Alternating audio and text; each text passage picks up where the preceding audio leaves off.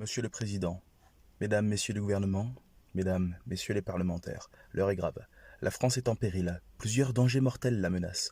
Nous qui, même à la retraite, restons des soldats de France, ne pouvons, dans les circonstances actuelles, demeurer indifférents au sort de notre beau pays. Nos drapeaux tricolores ne sont pas simplement un morceau d'étoffe. Ils symbolisent la tradition, à travers les âges, de ceux qui, quelle que soit leur couleur de peau ou leur confession, ont servi la France et ont donné leur vie pour elle. Sur ces drapeaux, nous pouvons trouver en lettres d'or les mots honneur et patrie. Or, notre honneur aujourd'hui tient dans la dénonciation du délitement qui frappe notre patrie. Délitement qui, à travers un certain antiracisme, s'affiche dans un seul but, créer sur notre sol un mal-être, voire une haine entre les communautés. Aujourd'hui, certains parlent de racialisme, d'indigénisme et de théorie décoloniale, mais à travers ces termes, c'est la guerre raciale que veulent ces partisans haineux et fanatiques. Ils méprisent notre pays, ses traditions, sa culture, et veulent le dissoudre en lui arrachant son passé et son histoire.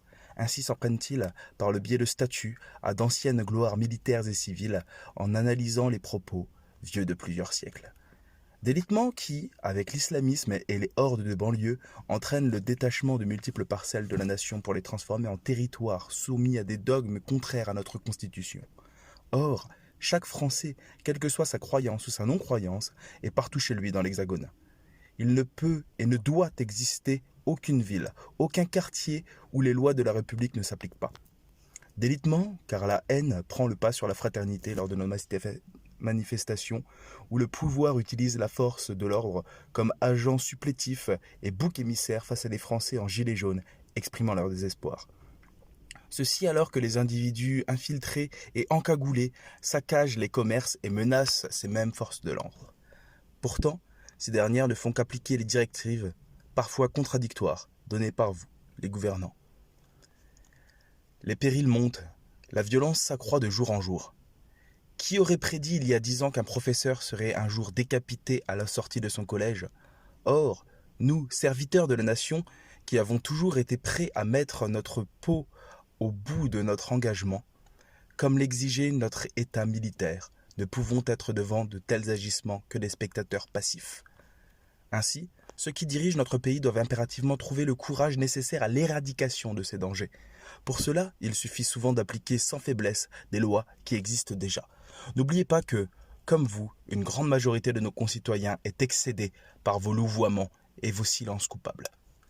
Comme le disait le cardinal Mercier, primat de Belgique, quand la prudence est partout, le courage n'est nulle part. Alors, mesdames, messieurs, assez d'atermoiements. L'heure est grave, le travail est colossal. Ne perdez pas de temps et sachez que nous sommes disposés à soutenir les politiques qui prendront en considération la sauvegarde de la nation.